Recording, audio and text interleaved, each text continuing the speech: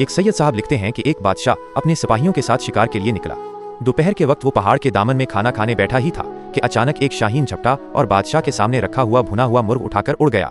बादशाह हैरान रह गया और फौरन अपने सिपाहियों को हुक्म दिया कि शाहीन का पीछा करो और देखो कि वो उसे कहाँ लेकर जाता है। सिपाही फौरन शाहीन के ताक़ुब में निकले और पहाड़ की बुलंदी तक पहुंच गए। वहां उन्होंने एक अजीब मंजर देखा। एक शख्स जमीन पर पड़ा था जिसके हाथ पांव मजबूती से बंधे हुए थे और शाहीन उसके सामने बैठा हुआ था। शाहीन ने भने हुए मुर्ग का गोश्त नोचकर उसके मुंह में डालना शुरू कर दिया। फिर वो उड़ा और अपनी चोंच में पानी भरकर लाया और वो भी उसे पिला दिया।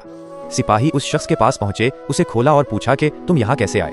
उसने बताया, मैं एक ताजिर हूँ, रास्ते में डाकुओं ने मेरा सारा माल लूट लिया।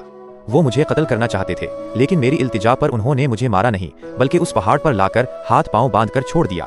पहले दिन से ये शाहीन मेरे लिए रोटी लाता रहा और आज ये भुना हुआ मुर्ग ले आया। ये परिंदा रोजाना 2 बार इसी तरह मुझे खाना खिलाता है। सिपाहियों ने जब ये वाकया बादशाह को सुनाया तो वो लर्ज उठा और बोला, हम उस खुदा से कितने गाफिल रहे जो तन्हा पहाड़ की चोटी पर भी अपने बंदे को रिस्क पहुंचा देता है। उसी दिन बादशाह ने हुकूमत छोड़ दी और अपनी बाकी तमाम उम्र अल्लाह की इबादत के लिए वक्फ कर दी।